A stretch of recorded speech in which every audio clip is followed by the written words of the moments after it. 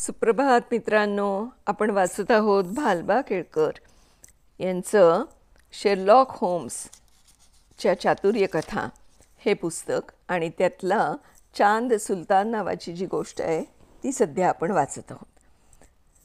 काल शेरलॉक होम्सनी ट्रेनमध्ये असताना वॅटसनला सगळी संगतवार गोष्ट सांगितली आणि त्याला विचारलं की आता ह्याच्यात आणखीन काही तू वॅटसनला सुचतं आहे का, आठवतं आहे का, किंवा काही सांगायचं आहे का. आता ह्याच्या पुढे बघूया काय होतं. ज्या अर्थी सिम्पसनच्या अंगावर कुठंच जखम नाही त्या अर्थी स्ट्रेकरलाच पडता पडता त्याच्या हातातल्या चाकूनं जखम झाली असावी अशी शक्यता नाही का, मी विचारलं. हीच एक शक्यता असावी, पण त्यामुळं सिम्पसनच्या बाजूचा एक मुद्दा निकालात निघून तो जास्तच खात्रीनं गुन्हेगार ठरतो. असं असलं तरी पोलिसांचा एकूण काय तर्क आहे हे मात्र मला लक्षात येत नाही, मी म्हणालो.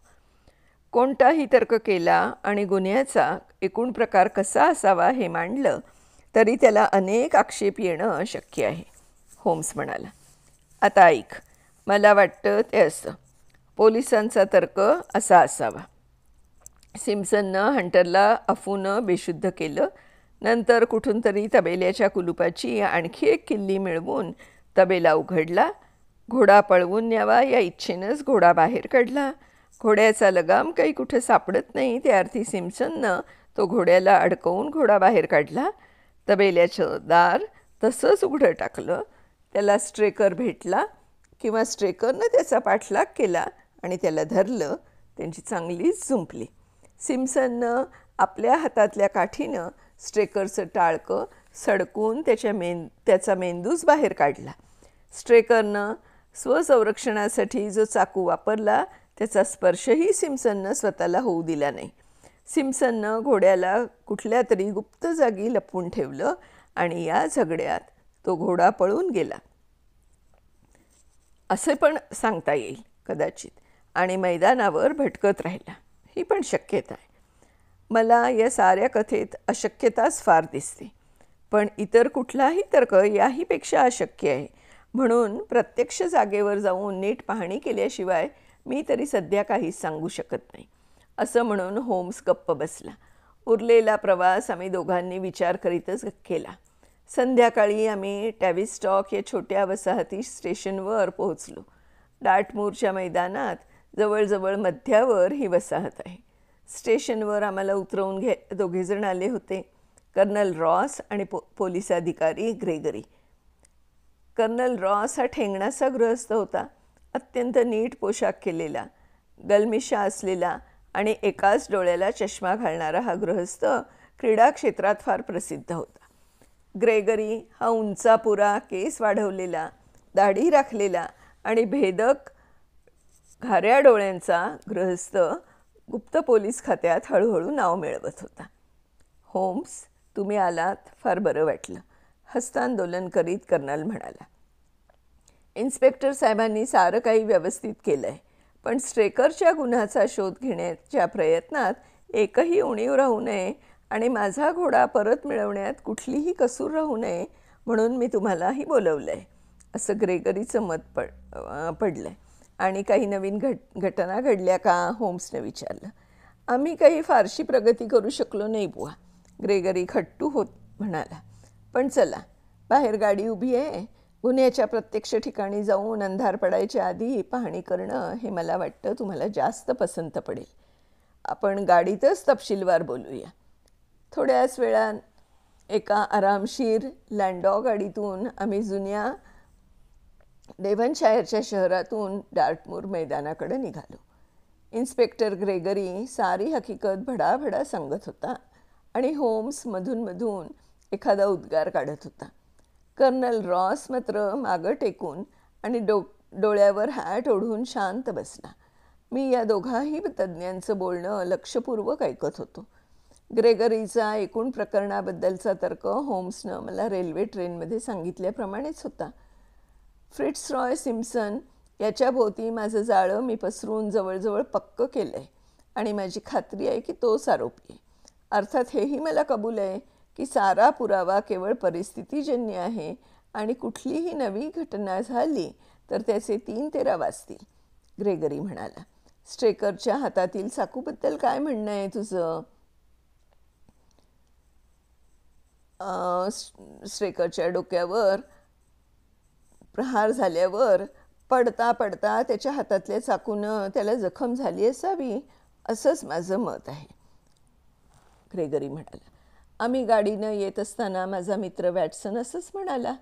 तसं असेल तर मात्र सारं प्रकरण सिम्पसनच्या विरुद्ध जाईल, होम्स म्हणाला.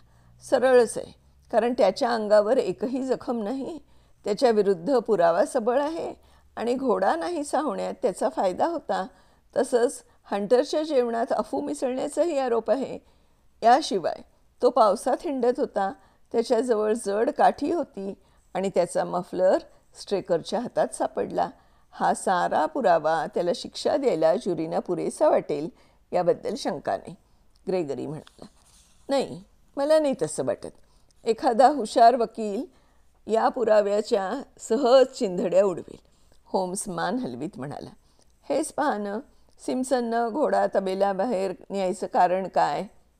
घोड्याला जर दुखापतच करायची होती तर त्यानं ती तिथेच का नाही केली? त्याच्या तबेल्याच्या कुलुपाची दुसरी किल्ली सापडली का? कोणत्या दुकानातून त्यानं अफूची पुडी मिळवली? सर्वात महत्त्वाचं म्हणजे या भागात अगदीच नवखा असलेला त्याच्यासारखा माणूस सिल्वर ब्लेस हा सुप्रसिद्ध घोडा कुठं लपवून ठेवू शकेल? शिवाय जो कागद त्या कामकरी मुलीला तो देऊ इच्छित होता त्याबद्दल त्याचं काय म्हणणं आहे? त्याचं म्हणणं आहे की ती 10 पौंडाची नोट होती. त्याच्या जवळच्या पैशाच्या पाकिटात एक 10 पौंडी नोट सापडली खरी. या भागात तो काही इतका नवखा नाही. उन्हाळ्याच्या दिवसात 2दा टॅविस्टॉकने बांधलेल्या बंगल्यात तो राहिला होता. त्यानं बहुधा लंडनहूनच अफूची पूड आणली असावी. तसंच किल्लीचं काम झाल्यावर त्यानं ते फेकून दिली असावी. मैदानावर जुन्या खाणी आहेत, त्या खाणींपैकी एकीच्या तळाशी त्यानं घोड्याला दडवलं असावं, ग्रेगरी झटक्यात म्हणाला. मफलरबद्दल त्याचं काय म्हणणं आहे? होम्सने विचारलं. तो त्याचा स्वतःचा आहे हे त्याला मान्य आहे. तो हरवला होता असं त्याचं म्हणणं आहे. पण तबेल्यातून घोडा नाहीसा होण्याबाबत आणखी एक तर्क पुढं येऊ पाहत आहे, ग्रेगरीने सांगितलं. होम्स कान टवकारून होम्सनं विचारलं, कोणता? जिथं स्ट्रेकरचा खून झाला तिथून एका मैलाच्या आतच सोमवारी रात्री एका जिप्सी टोळीनं मुक्काम केला होता असं दाखवणाऱ्या खुणा आम्हाला सापडल्या आहेत. अच्छा, मंगळवारी सकाळी हे सगळं तिथे राहिले होते आणि त्यांच्याकडं घोडा घेऊन जात असताना स्ट्रेकरनं त्याला गाठलं असावं. म्हणूनच तो घोडा त्या जिप्सीच्या ताब्यात असण्याची शक्यता आहे का? ग्रेगरीने विचारलं. अगदी शक्य आहे, होम्स म्हणाला. मैदानावर अगदी कसून त्या जिप्सी टोळीचा शोध घेणं चालू आहे. तसंच टॅविस्टॉकमधील प्रत्येक घराचा तबेला आणि आउट हाऊस मी तपासून पाहिलं आहे. जवळजवळ 10 मैलांच्या परिसरात मी नीट शोध घेतला आहे. अगदी जवळच आणखी एखादी अश्वशाळा आहे म्हणे, होम्सने विचारलं. होय, आणि तो मुद्दा आपण अगदीच विसरून जाणं योग्य ठरणार नाही, कारण त्या अश्वशाळेतला घोडा उशबरो याचा 2रा नंबर शर्यतीत येणार म्हणून त्याच्यावर बऱ्याच जणांनी पैजेचे पैसे लावले होते. अर्थात सिल्वर ब्लेस बेपत्ता होणं हे त्या अश्वशाळेच्या चालकांना फार फायद्यात पडण्यासारखं आहे. तिथला अश्वशिक्षक सिलास ब्राऊन यानं आपल्या घोड्यावर बऱ्याच रकमा लावल्याचं जाहीर केलं होतं आणि स्ट्रेकर आणि सिलास ब्राऊन यांचं काही फारसं सख्य नव्हतं. म्हणून आम्ही कॅपल्टनचा तबेलासुद्धा ढुंडाळला, पण सिलास ब्राऊनचा संशय घेण्यासारखा थोडाही पुरावा आम्हाला मिळाला नाही, ग्रेगर म्हणाला. तसंच सिम्पसनचंही कॅपलरनच्या अश्वशाळेशी काही संबंध असल्याचं दिसत नाही, होम्स म्हणाला. नाही बुवा, ग्रेगरी. होम्स आपल्याच जागेवर मागं टेकून बसला आणि आमचा पुढचा सारा प्रवास फारसं संभाषण न होताच झाला. थोड्या वेळानं आमची घोडागाडी एका तांबड्या बंगलीपाशी आली. तिथून थोड्याच अंतरावर एक राखी रंगाचा आउट हाऊस होतं आणि इतर बाजूला मात्र माळच माळ दूरवर पसरलेला दिसत होता. अगदी क्षितिजापर्यंत काही नाही, फक्त दूरवर टॅविस्टॉकचे बंगले आणि पश्चिमेच्या बाजूला थोड्याशा घरांचे एक गबाळ दिसत होतं. तेच कॅपल्टनचे तबेले होते. आम्ही सारे जण खाली उतरलो. फक्त होम्स मात्र शून्यात नजर लावून टेकूनच बसला होता. मी हळूच त्याला हलवलं तेव्हा तो दचकून भानावर आला आणि गाडीतून उतरत म्हणाला, कर्नल रॉस, माफ करा हां, पण मला जणू काही एक दिवा स्वप्न पडत होतं. कर्नल रॉसनं त्याच्याकडं आश्चर्यानं पाहिलं. मला मात्र त्याच्या आवाजात, डोळ्यात आणि एकत्रच एकूण आविर्भावात एक विशेष अर्थ जाणवला.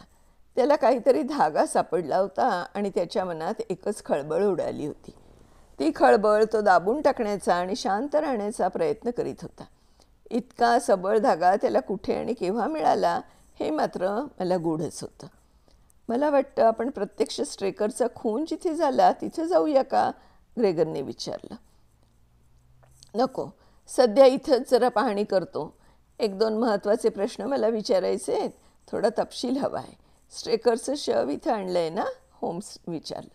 होय, वरच्या मजल्याच्या खोलीत आहे. उद्या तपासणी आणि चौकशी सुरू होणार आहे, ग्रेगरी म्हणाला. कर्नल रॉस, स्ट्रेकर तुमच्या नोकरीत बरीच वर्ष आहे ना, होम्सनं विचारलं. होय, आणि तो माझा अत्यंत विश्वासू नोकर होता, रॉस म्हणाला. ग्रेगरी, स्ट्रेकरच्या कपड्यांच्या खिशात काय काय वस्तू होत्या, त्यांचा तुम्ही ताबा घेऊन तपास केलाच असेल, होम्सने विचारलं. होय, त्या वस्तू मी दिवाणखान्यात ठेवल्या आहेत. हव्या असल्या तर दाखवतो, ग्रेगरी म्हणाला. जरूर, होम्सने परवानगी दिली आणि आम्ही सारेजण दिवाणखान्यात गेलो. ग्रेगरीनं एक पत्र्याची पेटी टेबलावर ठेवली, कुलूप उघडलं आणि त्यातल्या वस्तू आमच्या पुढे काढून ठेवल्या. एक काड्याची पेटी, एक मेणबत्ती, एक तंबाखू ओढायचा ब्रायर रूट पाईप, सीलच्या कातड्याची एक तंबाखूची पिशवी, त्यात अर्धा अंश कॅव्हेंडिश तंबाखू, सोन्याच्या साखळीचं एक चांदीचं घड्याळ, 5 सॉव्हरीन नाणी, एक ॲल्युमिनियमची पेन्सिल, थोडेसे कागद आणि एक हस्तिदंती मुठीचा बिनलवचिक पात्याचा अत्यंत नाजूक असा चाकू. त्याच्यात 20 आणि कंपनी असं लिहिलेलं त्याच्यावरती होतं. हा चाकू अगदी वैशिष्ट्यपूर्ण दिसतो, होम्स म्हणाला आणि चाकू उचलून त्यानं त्याचं बारीक निरीक्षण केलं. याच्या पात्यावर रक्ताचे डाग दिसत आहेत. हाच चाकू स्ट्रेकरच्या हातात होता ना, वॅटसन? मला वाटतं या चाकूचं वैशिष्ट्य तू जास्त चांगलं सांगू शकशील. होय, हा मोतीबिंदूची शस्त्रक्रिया करण्यासाठी वापरण्याचा चाकू आहे, मी म्हणालो. मला वाटलंच, अत्यंत नाजूक कामासाठीच इतकी नाजूक पाती असलेला चाकू वापरतात. हा चाकू काही मिटू शकत नाही. एखाद्या माणसाची मारामारी करायला किंवा स्वसंरक्षण करायला हा चाकू स्ट्रेकरनं बरोबर न्यावा हे चमत्कारिकच नाही का, होम्स म्हणाला. होम्सच्या आवाजात मला पुन्हा काहीतरी निराळच जाणवलं. आता हे निराळं काय आहे मंडळी, हे आपण उद्या बघूया. आणि होम्सला या प्रकरणात यश मिळतंय का ते पण आपल्याला आता लवकरच कळणार आहे. तर उद्या भेटूया. तोपर्यंत बाय बाय.